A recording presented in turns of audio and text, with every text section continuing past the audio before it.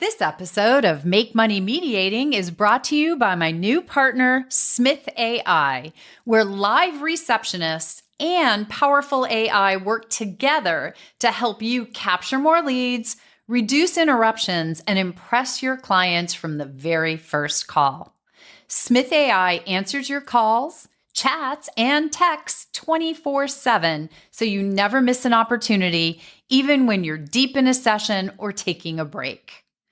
Make Money Mediating listeners get $100 off your first month using the code Guthrie, plus 5% off when you bundle receptionists and chat, and 10% off if you do an annual plan.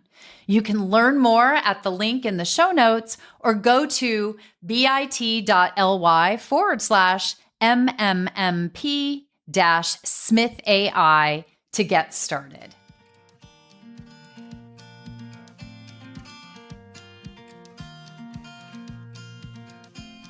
Hello, and welcome to the Make Money Mediating podcast. I'm your host, Susan Guthrie, and I'm an attorney, mediator, trainer, keynote speaker, author, podcaster, social media influencer, technology junkie, consultant, and coach. And although I know that sounds like a lot, but what it really means to me is that I've found a way to make a living doing what I love and doing it in a way that lets me help others. So in this podcast, I want to share some tips and insights into helping you create the career that lights you up and pays your bills, whether that's as a mediator, attorney, collaborative professional, or really anything that you are passionate about. So I'll be chatting with some of the most successful and influential experts in all areas associated with building your practice, and I'll share my own thoughts and the lessons I've learned along the way. So come along on the journey with us, and soon you'll have a practice that will let you make money mediating too.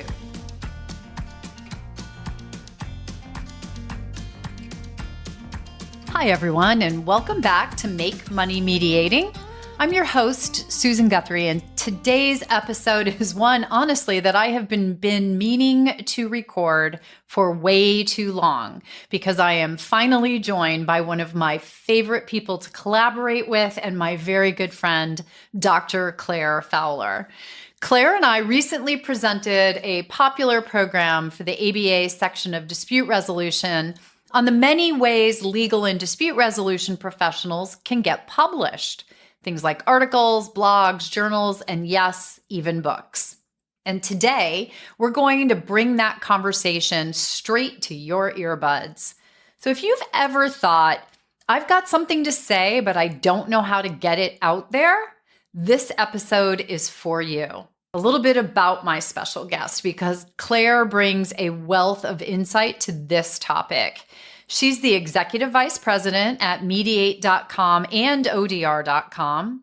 She's the managing editor of Mediate.com's publishing platform, and she herself is the author of the 2023 book, Rising Above Office Conflict, The Lighthearted Guide for the Heavy-Hearted Employee.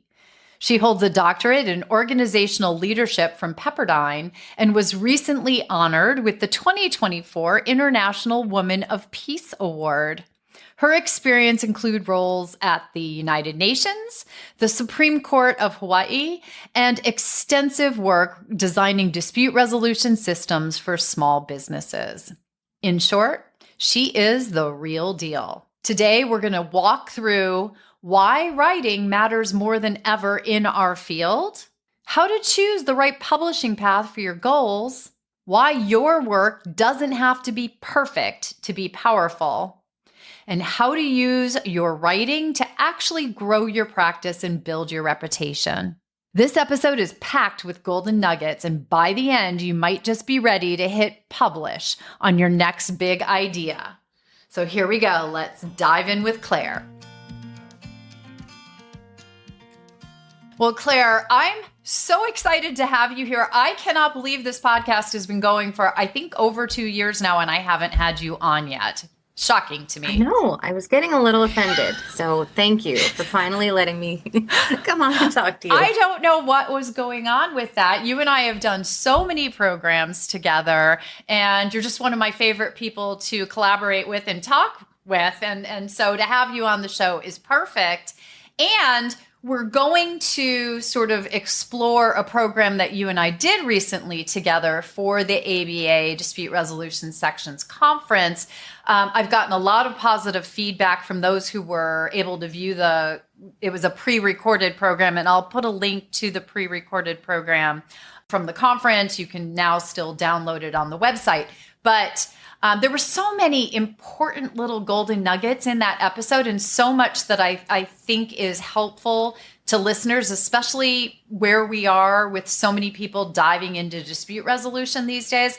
So we're going to be talking about how to get published, how to get your work out there, because it is the way to establish yourself as a thought leader. It's one of the quickest, easiest, maybe not simplest ways. But for those of you who haven't seen Clare when she's speaking at a program, she's got a beautiful picture of her book in the background there, Rising Above Office Conflict. And so we'll be talking a little bit about her experience getting published in mind. But there's so many different ways these days to get published. So let's dive in. Why do you think that writing matters more than ever right now? Quite a few different reasons. The first one I thought was really interesting, hearing some of the feedback after our ABADR presentation on publishing. I had a bunch of people come up to me and say, I needed that bridge. I knew what I wanted to talk about. I had this idea that I wanted to share with people, and I could picture the end result. And for some people, that's vlogging or blogging or a podcast or submitting articles or creating a journal or having it be an online interactive excerpt, or some people want to go the traditional publishing route. So they could picture the end result, but they didn't know how to get from idea to published. And so it was really helpful, I think, being able to have those conversations and give people the path, right? Here are the steps to be able to go from, I have this great idea, to I want to be able to offer it to those around me that need this idea. And another thing that we talked about in our ABADR presentation was this idea of how important these concepts are and how much people need these concepts. And we are definitely our own worst critics. And for those of us who are in the field every day, I think we've kind of become used to these concepts, but these concepts are not that commonplace when you go in and talk to the broader community. Things like apology and forgiveness and listening to each other and the importance of really advanced communication. And so I remember when I was publishing my book, and it was 10 years, right? 10 years of endless editing back and forth. And I still don't think it's anywhere close to perfect. There's so many things I'd like to change. But I had this one media strategist, Mary Donahue, who's fantastic. And she said, Claire, right now you have a room full of hungry people and you have a really good meal in your hands. And you're not serving them because you're like, oh, but I just need to add this one thing. Or what if it's not right? And so you're denying them exactly what they need. She said, and we do that as authors. We have this idea, and it's an idea that people really need. And we just continue to self-criticize and to edit and think, oh, it's not good enough. And we go through this whole imposter syndrome. And so because of that, we are really denying the community these amazing ideas. And so I think it's important, on the one hand, for people to get their ideas out there just for their own self-satisfaction and self-actualization. I think it's also important to get the ideas out there because they're incredibly valuable to the community, right? They bring so much knowledge and peace and satisfaction to relationships. Just, of course, we have to incorporate the AI aspect. On the final reason why I think it's so important more than ever, I haven't even gotten to marketing, and we'll get there in a minute, but I think it's more important now than ever for people to get their ideas out there because AI is taking over when it comes to writing articles, but it's really just regurgitating the ideas that are out there, right? The more that people can get their own original thoughts out there, they're changing and guiding the landscape. They're guiding how communication should flow. And when AI starts to see that there's a new thought out there, then it immediately picks that up and starts spinning all these other articles off of it.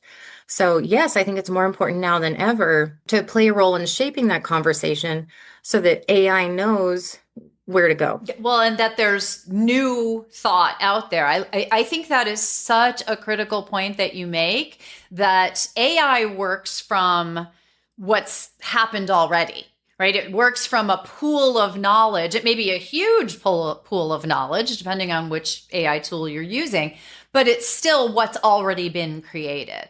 And so if the AI is creating the next article, it's just creating from what's already existed. And that's why, another thing we talked about in the program, and we'll touch on here, but my listeners have heard me say it, if you use AI to replace your creation of work product, then you're getting regurgitation, and that can be fine, but it's still reworking what's already been out there. The real magic can happen when you partner with it and you collaborate with it as a thought partner, but you are still driving that bus with new and inventive ideas, right? Taking it to that next level or that next step. And that's maybe where this conversation goes, because I agree with you 100% on all of those reasons. And I also like your publicist's comment on, you're denying people a meal. You're starving people of what you have to give them. They want and God knows the world right now needs, especially what our dispute resolution community can share, right? It just is so needed, so getting that out there. But the other thing that I think that stops people, is the writer's block, I'm going to say.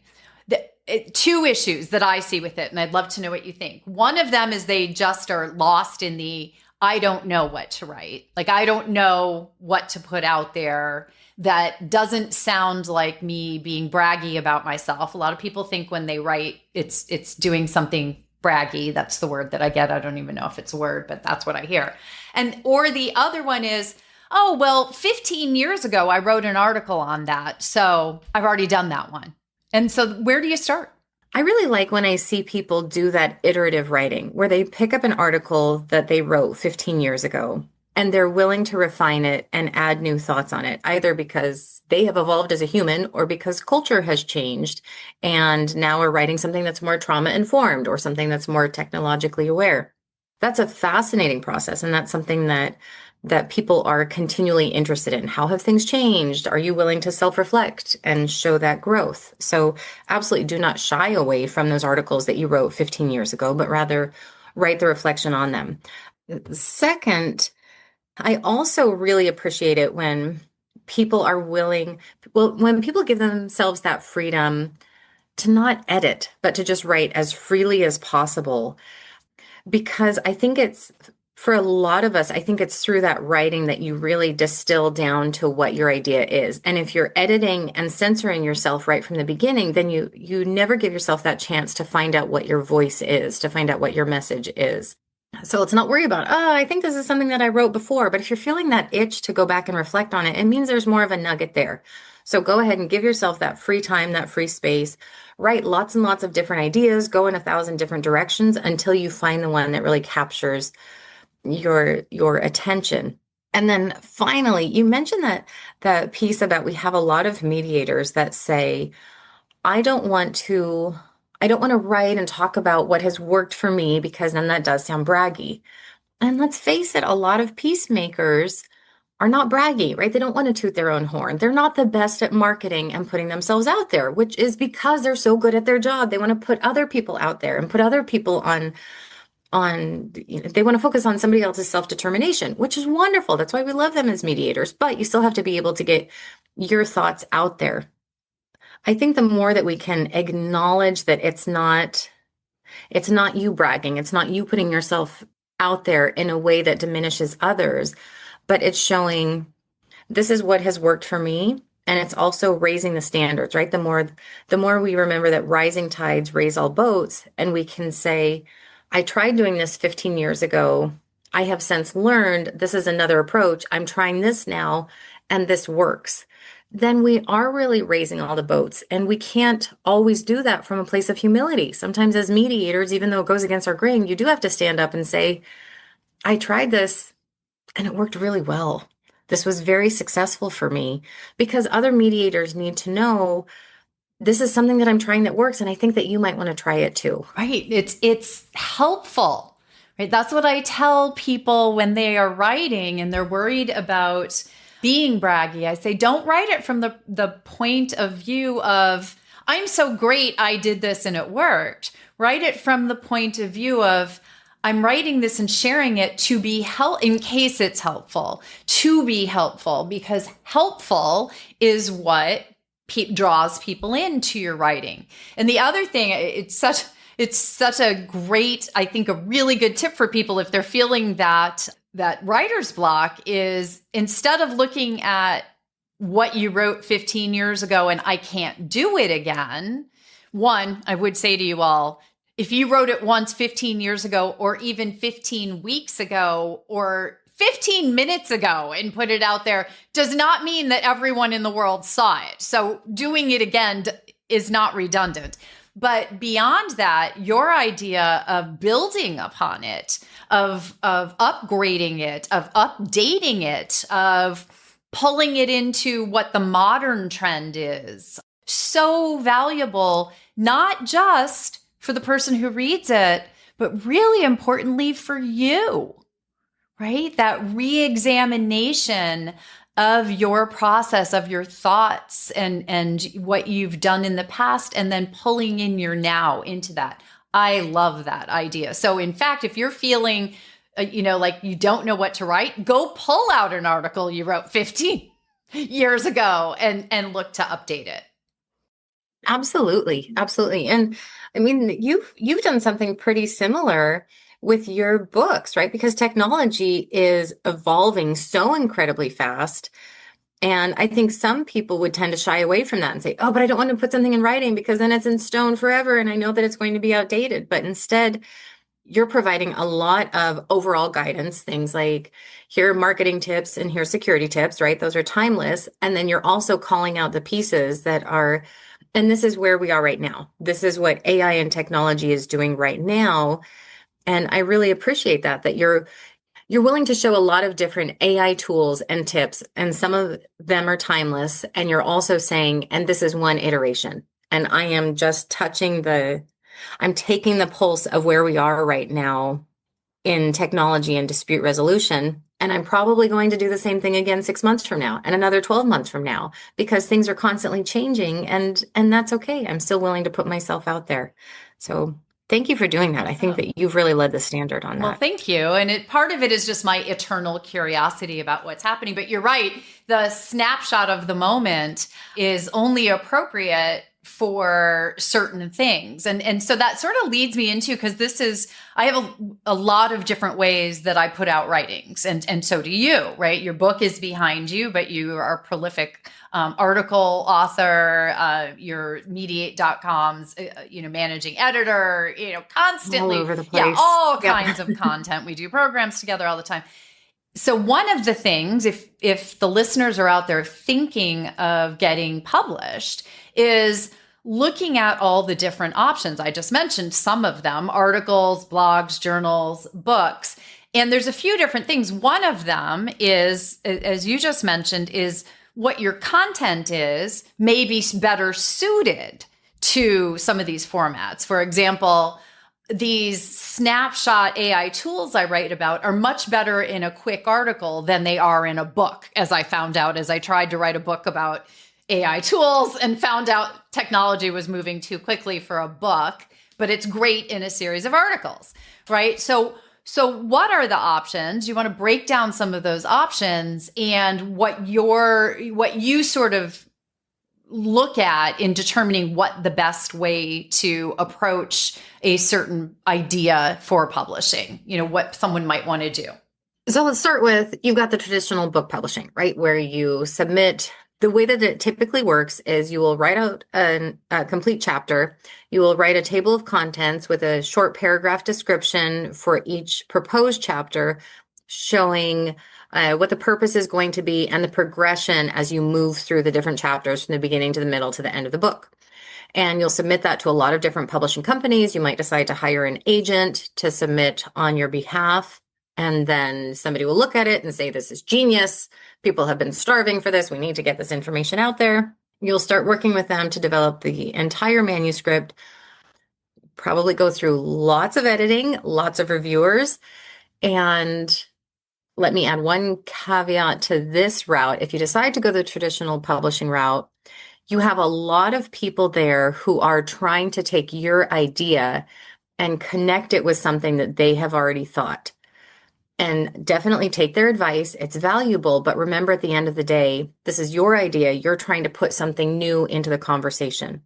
So make sure that if you go that traditional publishing route where you're going to have a lot of people putting their fingers in your thought and in your work, that you stick to your original voice and to your original thought and make sure that that shines through the entire manuscript. So that's your first traditional route, which I think is incredibly valuable if you have something hefty to say, something that's a little bit more timeless, and you're adding something new to the field. But that's going to take years. That is a big process. And so the next step from that would be the self-publishing route. This is where you're not going to have as many reviewers. If you do have a reviewer, it's probably going to be your niece, Charlotte, that's willing to to take a look at your book and offer some thoughts on it. What's great about this is you get all the royalties, right? You get the proceeds, you retain all of the rights. If at any point you decide you want to turn this into an audiobook or you want to turn it into a series, you have complete freedom to do that. But it also means all of the work of getting the book out there, developing the ISBN number, cataloging, indexing it, going through all the editing and proofing, that's completely up to you. That being said, now with ChatGPT, Notebook, and some of the other services out there, it's actually not as hard as it used to be. Self-publishing is definitely a much stronger option now than it was 5 or 10 years ago, because we can do all of the editing, we can do all of the marketing that publishing companies used to. So next step down from that is submitting an article to a journal. And I would typically say ABADR. Now I might say more like the ACR Quarterly. American Arbitration Association has a dispute resolution magazine. They're also really starting to focus on mediation and marketing articles. And this is something more in like the, what would you say, 20 to 50 page range. Scholarly, right? Not as hefty as a book. deeper Exactly. thought. And one thing Mhm. I do want to Yep. say here is it's not just dispute resolution publications. I love dispute resolution professionals writing and submitting to legal publications, because who needs to hear what we do more than the litigators and advocates of the world? Yeah. This is another thing that Mary Donahue, that's the media strategist that I met with when I was looking at publishing, she said, you don't want to keep writing to your own field.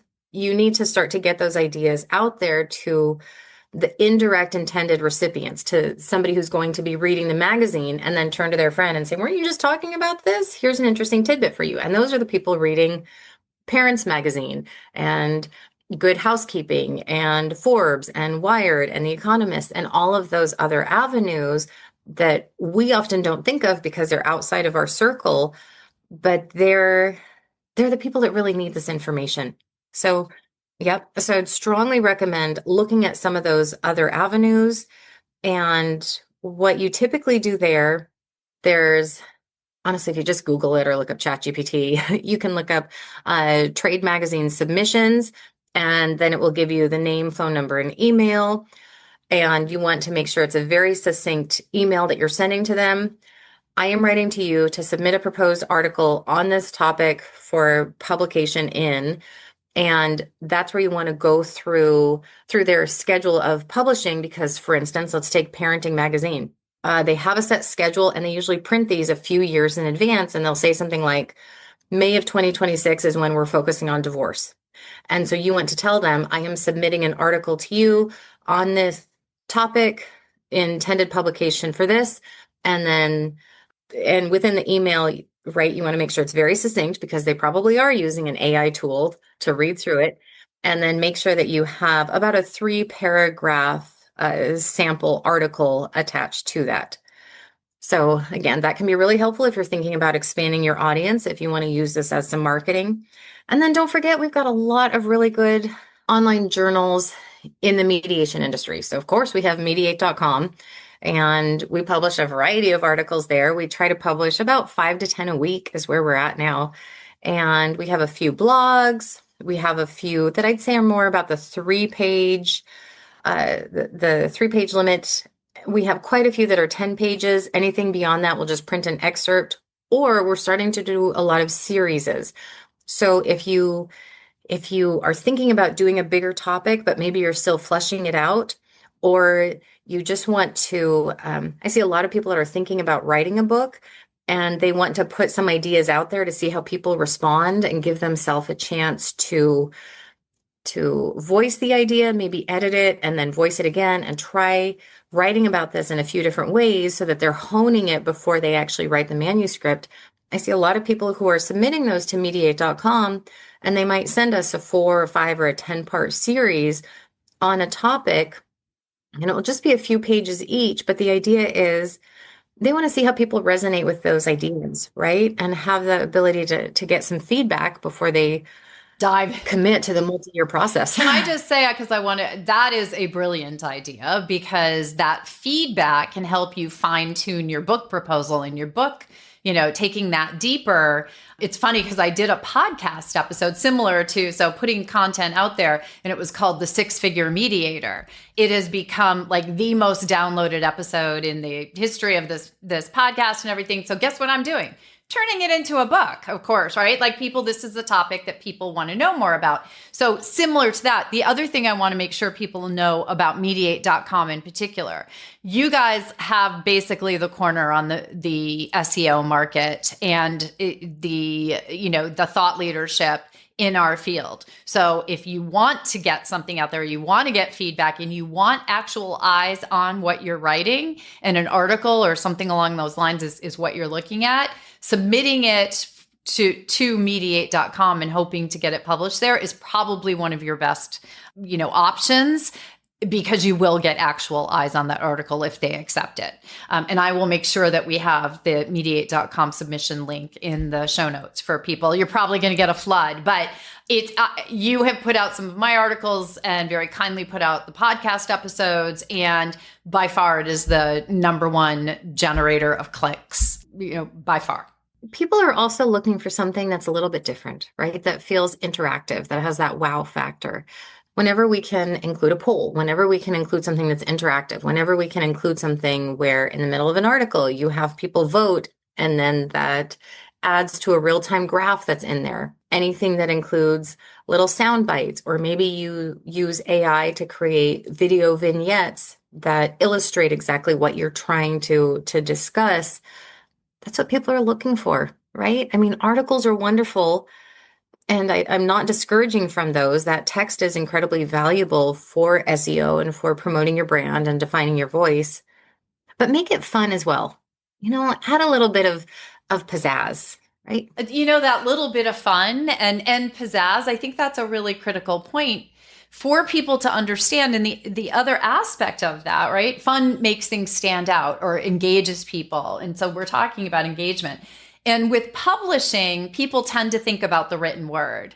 But the world that we live in right now has become there are so many more options, right? I guess I would say, I'm not saying this very, very well, but there's so many different options for getting your thoughts out there, to get your thought leadership out there that are technically published, right? When you put a little video out, that's a published video. You're publishing out there in a way. And that's another thing about all this content that people put out or have ideas around. I'm thinking specifically of John Landy, our mutual friend here, prolific writer, right? Now that he's created his own GPT, he's become even more prolific. He told me in the time it used to take him to write one article, he now can do 5, and he is, right? They're coming fast and furious. But he's also doing programs around those articles. He's on a speaking tour talking about all these different things that he's doing with his GPT, the different thought leadership. He's taking old articles that he did and repurposing them into new types of content. He came on the podcast here and talked about it. I know he did the mediate.com podcast with Colin about this. So I think that's another aspect, because you mentioned marketing at the top of the episode. This is one element of that uncomfortable marketing thing that we all need to do to get clients, to promote our practices, to build our practices. But it's a gift that can keep on giving if you repurpose and hit it in a lot of different ways, right? I mean, mediate.com is the king of that. You guys have, it's not just publishing an article. Lots of podcasts, different options to get things out in podcasts. There's video on there. You have all different kinds of programs that you're offering and ways for people to get their thought leadership out there. I want to make sure that we mention one other way, and it's a little different from the publishing, but you're also doing a mentoring program. And I want to make sure that we mention that, because the number one thing I can tell you in ABA-DR that people ask for is an avenue to mentoring. And it's a very difficult thing to set up a mentoring program. You all may not have thought about it out there listening, but trust me, we've looked at it. It's hard to do. You guys have done it. Share. Yeah, thank you. So the logistics are pretty simple. If you are a mediate.com member, especially if you're an advanced or senior member, meaning that you've been around and you've been practicing for a couple of years, then we are encouraging all of them to sign up to be a mentor. Then we're reaching out to a lot of different groups. So different grad schools, community mediation programs, different courthouses, mainly anywhere we can think of where people are wanting to enter the mediation field. And we are connecting them up with this list of mentors where they find somebody that they're interested in. And then they form a relationship for about 6 months where the person is just kind of their shaman, right? And so they have somebody to turn and talk to whenever they have a question. And what we have seen is that the response to a lot of these questions is just write an article, write something on mediate.com, write something for AAA. Just develop your own blog. And when you have an idea that you're really excited about, slice and dice it 1,000 different ways. Develop a clip from it, develop a quiz, develop a video, develop some kind of a worksheet or a tutorial or a training that people can walk through. Develop a fun acronym. Oh, I love acronyms. And get it out there. I love right? acronyms. So then people start love acronyms, right? I was going to say you, me, and Bill Eddy. Yep. Yep. Because then on the one hand, there's marketing and there's SEO, and then people start to remember you with that term. Then it can also be fun to think of creative ways to express this idea. So before we end, I just have to mention, I've been studying Jesse Cole a lot. Okay. So Jesse Cole, the head of Savannah Bananas, and he said, I want to create fans first entertainment. So he would go to a traditional baseball game, and he said the whole point of it was, aren't these baseball players so great? And the whole focus was on, let's show them off. And he said, that's wonderful. And then the fans leave and they haven't really had that experience where they feel like somebody saw them. So he shifted it and he said he wants the whole purpose of it to be, aren't our fans great? Let's think about how wonderful they are and what they need. As he was setting up these baseball games, he was picturing this 10-year-old boy and he's going to his first game. He wanted the kid to show up and just be wowed and feel like everything was designed for him. I think that's a really important reminder as we're starting to create our materials. Make sure that you have a very, very clear image of who your target audience is for your writing. Is it the wife who's just been in the marriage for 10 years and she can't take it anymore and she needs a lifeline, right? And she's sitting in her closet at 3 a.m. and she's crying and she just needs somebody to write directly to her and tell her what to do. Or are you picturing the CEO whose company has gotten out of control and they need that lifeline telling them what to do? So make sure that you really have that image in your head, that you're speaking directly to that person, because we've been talking about marketing, and yes, writing definitely does benefit you. It's a huge boost for your career. But remember that we're also writing for people. So as you're writing, I want you to think about that. Make sure that you're authentically speaking to one specific person that desperately needs to hear what you're writing. There are so many golden nuggets in the episode, but I have to say, I think that is probably for anyone sitting down, listening to this episode, who's now going to sit down and write something. That is probably the single most important one, beyond just sit down and do it, because so many people talk themselves out of it.